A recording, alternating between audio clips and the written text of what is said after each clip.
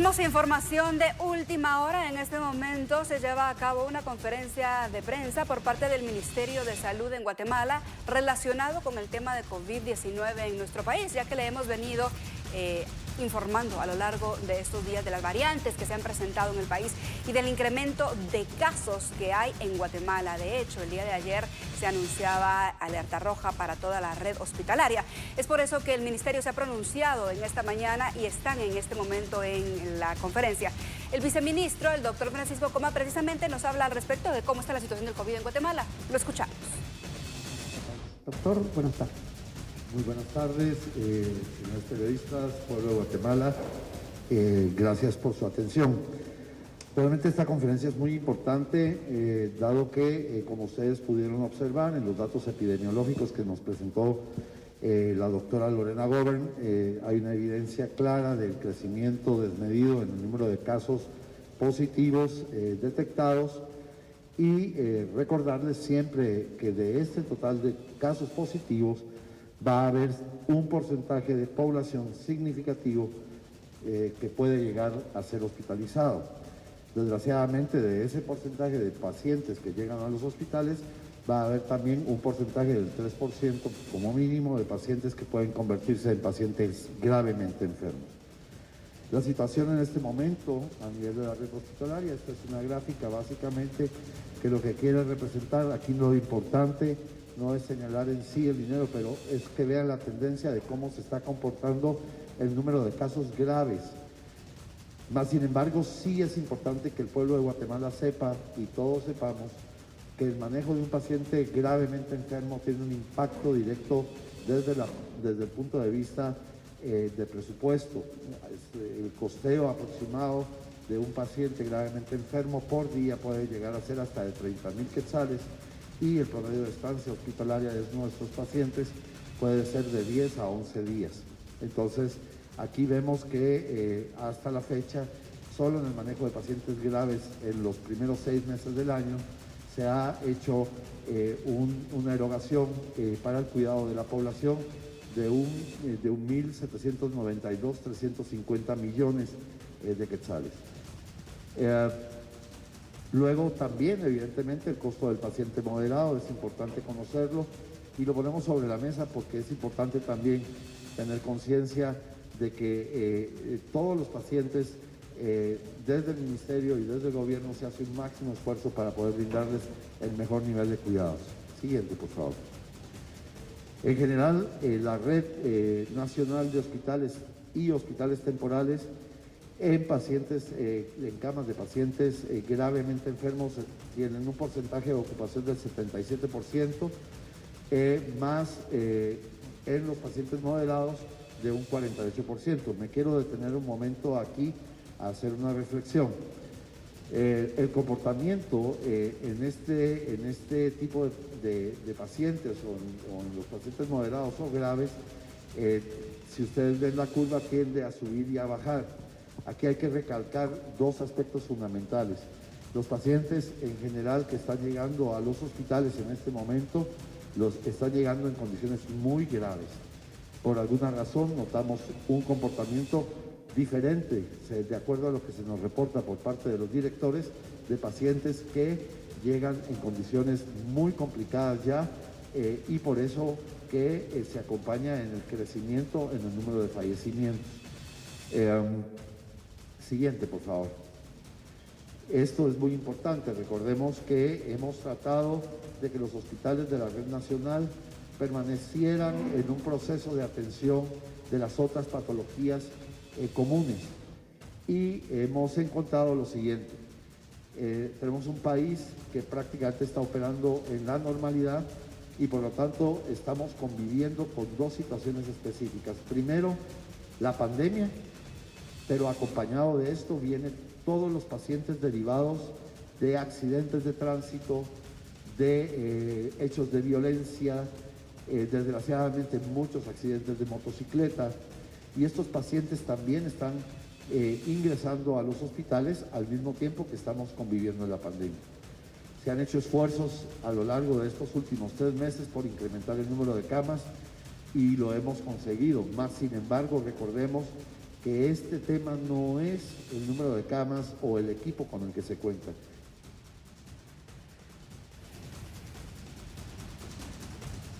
Eso significa que los guatemaltecos tenemos que estar muy conscientes acerca de todas las medidas de bioseguridad que hemos estado tomando desde el inicio de la pandemia, a que no bajemos a la guardia y que sigamos protegiéndonos con lo básico, que es el uso de la mascarilla en todos los lugares, el lavado frecuente de manos con jabón, por lo menos durante 1 minuto, y por supuesto el distanciamiento físico, que la recomendación es de aproximadamente 1,50 metros a 2 metros entre personas que no son del mismo círculo en la familia para evitar el contagio. Estas recomendaciones son importantísimas también que las tengamos presentes y se las hagamos saber a nuestros hijos, que sabemos que muchos de ellos están yendo al colegio en estos días que se han reactivado las clases híbridas. Es importante que ellos hagan conciencia. Sabemos que los maestros están muy atentos a estas recomendaciones y están constantemente hablándole a los niños y controlando esta situación, pero de igual forma como padres de familia es importante que estemos también recalcando este mensaje en los hijos y por supuesto poniendo el ejemplo en casa de cumplir con todas estas medidas de bioseguridad para evitar que este virus se siga propagando en nuestro país. Como nos mencionaba el doctor, estamos en alerta por el COVID-19 en Guatemala. Hay repunte, los hospitales están sumamente preocupados. Es por eso que los guatemaltecos tenemos que retomar todos esos hábitos, porque se ha visto también que en muchos lugares se han relajado estos hábitos y es la única manera en cómo nosotros nos podemos proteger. Recordemos que esto es responsabilidad de cada quien, el protegerse, el cuidarse. En breve tendremos más detalles acerca de esta conferencia de prensa, porque escuchen, hay nuevas medidas dictadas por el Ministerio de Salud. En breve le estaremos comentando al respecto. Nos vamos por el momento a un corte comercial. Ya volvemos.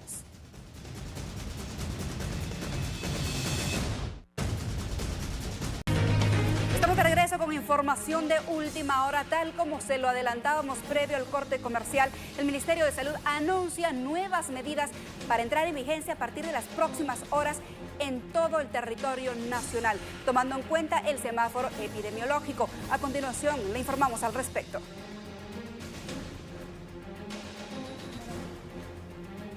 Frente al aumento de casos que ustedes pudieron observar hace un momento y la identificación de las nuevas cepas del virus SARS-CoV-2 en Guatemala, como Ministerio de Salud Pública y Asistencia Social, vemos la urgente necesidad de implementar o de retomar algunas medidas restrictivas que estuvimos trabajando e implementando a inicios de este año. Para todos los sectores y actividades que están contempladas dentro del Acuerdo Ministerial 234-2020, se han establecido medidas de restricción de aforos y restricción de horarios. Y por lo tanto, estamos considerando dejar en suspenso este acuerdo ministerial que estaría regido bajo el nuevo acuerdo ministerial que estamos por publicar. Entre algunas medidas que les podemos mencionar es la reducción de los aforos de acuerdo al nivel de alerta en que se encuentre el municipio donde se desarrolle cada una de las actividades. Como ustedes tienen como ejemplo en la pantalla, el transporte colectivo en alerta roja y en alerta naranja y amarillo, pues continuará con la ocupación máxima del 50% del total que tiene cada uno de los transportes. Y esto aplica para el transporte público, urbano, extraurbano y de turismo. Los mercados municipales que estén, por ejemplo, en alerta roja podrán funcionar con un aforo del 25% de su capacidad, pudiendo desarrollar sus actividades hasta las 19 horas. Los que estén en alerta naranja y amarillo podrán funcionar con un aforo del 50% y desarrollando sus actividades hasta las 20 horas. No sé si hay una siguiente. Sí, los centros comerciales, este es otro ejemplo. No significa que únicamente a estos sectores o estas actividades se están aplicando las normas. Los centros comerciales, plazas comerciales y similares que estén en alerta roja podrán funcionar con un 25% del aforo del total de su ocupación, desarrollando sus actividades no más allá de las 7 de la noche. Los que estén en alerta naranja podrán funcionar con un aforo en naranja y amarillo del 50%, pudiendo desarrollar sus actividades hasta las 20 horas. Estos son algunos de los ejemplos que podrán ustedes encontrar. Estos son algunos de los ejemplos de las medidas que ustedes podrán encontrar en la emisión de las normas que será en los próximos días. Es importante recordar a la población que para que una epidemia o una pandemia se pueda controlar, es importante no solamente las medidas reactivas o de respuesta, sino implementar todas aquellas medidas de prevención que busquen evitar al máximo el contagio del virus SARS-CoV-2 y por lo tanto desarrollar la enfermedad COVID-19 en sus estados moderados o graves inclusive. Recordemos que la población activa, económicamente activa, pues es a quien nos corresponde salir a nuestras labores. La población vulnerable se ha quedado en casa resguardándose. Sin embargo, si nosotros al salir no cuidamos el distanciamiento físico, el uso correcto de la mascarilla y el lavado o desinfección constante de manos, no solamente nos estamos exponiendo a adquirir el virus, sino que nos estamos convirtiendo en un factor de riesgo para las poblaciones vulnerables que durante todo este tiempo se han cuidado y se han resguardado en su hogar. Muchas gracias.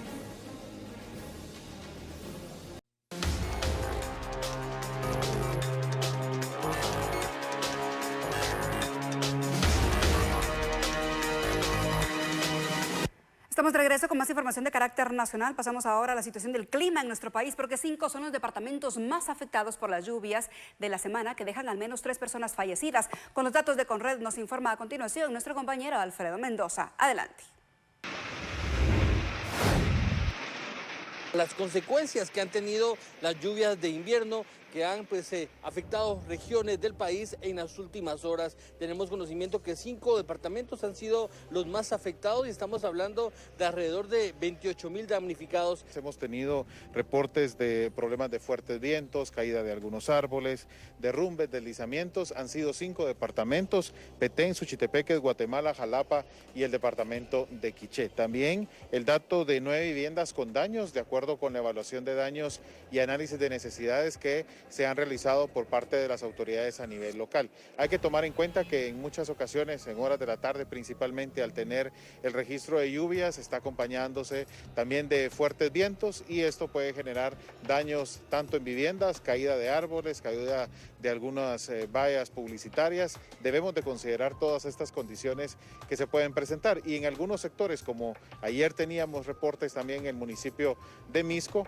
caída de granizo que puede presentarse también en diferentes áreas del país. Tenemos condiciones, por ejemplo, y seguimiento que hemos estado realizando en diferentes áreas del país. Uno de estos, el sector de Huehuetenango, áreas de Quiché, también hemos tenido reportes de algunos derrumbes, algunos problemas que se han dado de carretera, el seguimiento que se está dando acá al sur del departamento de Guatemala, en el kilómetro 14.7 por las autoridades municipales. En fin, son diferentes puntos en donde tenemos una saturación bastante alta, principalmente los departamentos en el altiplano y suroccidente del territorio nacional. Estamos en un monitoreo constante en estas áreas.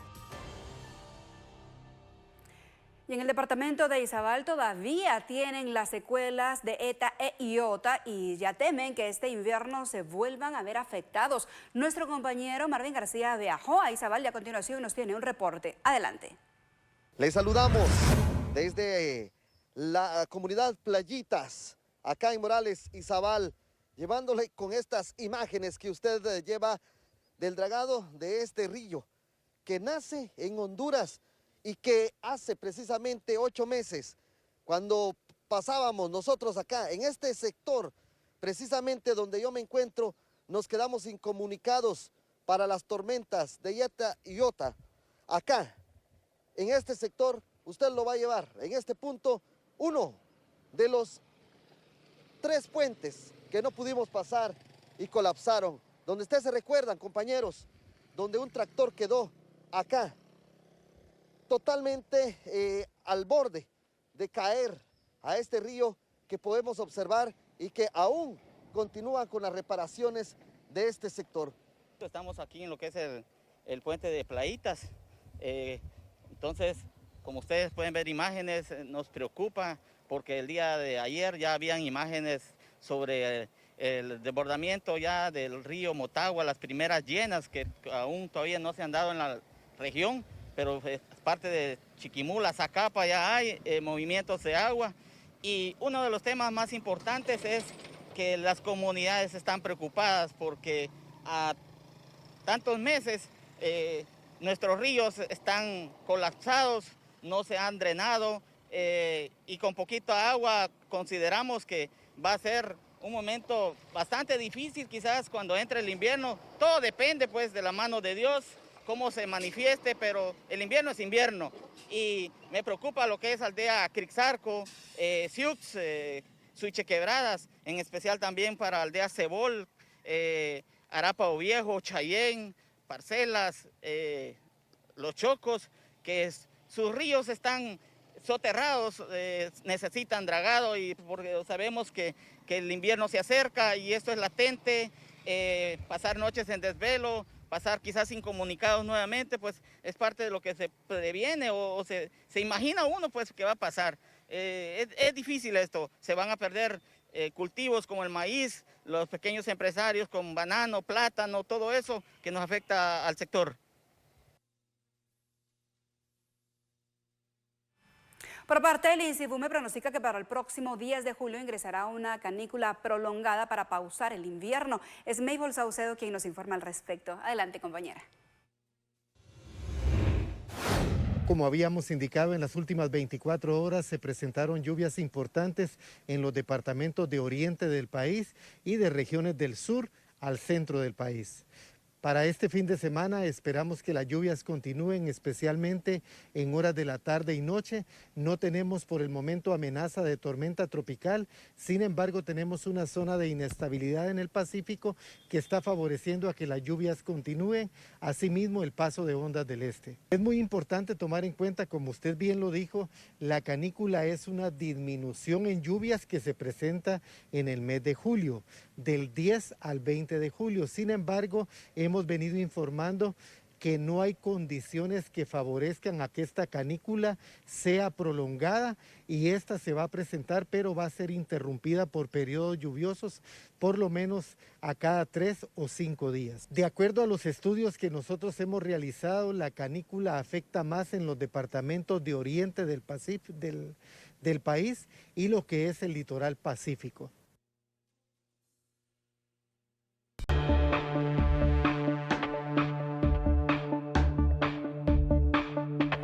En más información, el presidente de la República, el doctor Alejandro Yamatei, participó esta mañana en una reunión de alto nivel con la ONU, donde exigió igualdad en la distribución de vacunas para todos los países.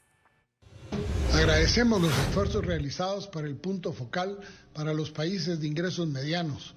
El subsecretario general de Desarrollo Económico y economista principal, señor Elliot Harris, quien ha contribuido al diálogo en el sistema de Naciones Unidas, alentamos al señor Harris a que continúe desarrollando una estrategia interinstitucional para los países de ingresos medianos y a que utilice sus buenos oficios para fomentar una cooperación más sólida entre las Naciones Unidas y las instituciones financieras internacionales para que sus políticas y acciones concretas reflejen 3 dimensiones del desarrollo sostenible y las necesidades de los países de renta media, incluidos aquellos que acogen a un gran número de refugiados. Además, como muestra la documentación de esta reunión, una preocupación de los países de ingresos medios es evitar perder décadas de avances en materia de desarrollo y encontrar una manera de establecer una recuperación inclusiva, sostenible y resiliente a la pandemia de COVID-19, para lo cual se requiere el acceso al financiamiento asequible y al alivio de la deuda, con el fin de crear espacios fiscales que nos permitan responder a la crisis multidimensional que estamos viviendo. Esta crisis se ha visto prolongada aún más por la distribución lenta, pero sobre todo desigual de las vacunas contra el COVID-19, especialmente en los países de renta media y baja. Reiteramos la importancia de garantizar el acceso equitativo y universal a las vacunas, medicamentos y tratamientos seguros, eficaces y sobre todo que puedan ser al alcance de la población que puede ser afectada por el COVID-19. Y de esta forma damos por finalizada la presente emisión de Noti7. Les recordamos que el Ministerio de Salud, a través de conferencia de prensa, anunció nuevas medidas sanitarias para todo el país a entrar en vigencia en las próximas horas de acuerdo al semáforo epidemiológico. Por otro lado, también confirmó que para mañana se tiene previsto el ingreso de 200.000 dosis de la vacuna Sputnik, que ya vienen volando hacia Guatemala y que aterrizarán a eso del mediodía de mañana sábado en territorio nacional. Por supuesto, usted se puede enterar a través de Noti7 y de las redes sociales. Por favor, muchísima precaución porque se están incrementando los casos, incluyendo a niños menores de 15 años, en donde ya se han presentado casos de gravedad. Extrememos nuevamente nuestras medidas, por favor. Uso de mascarilla, lavado de manos, distancia física. Buen fin de semana para ustedes. Nos encontramos el lunes a la misma hora. Con permiso.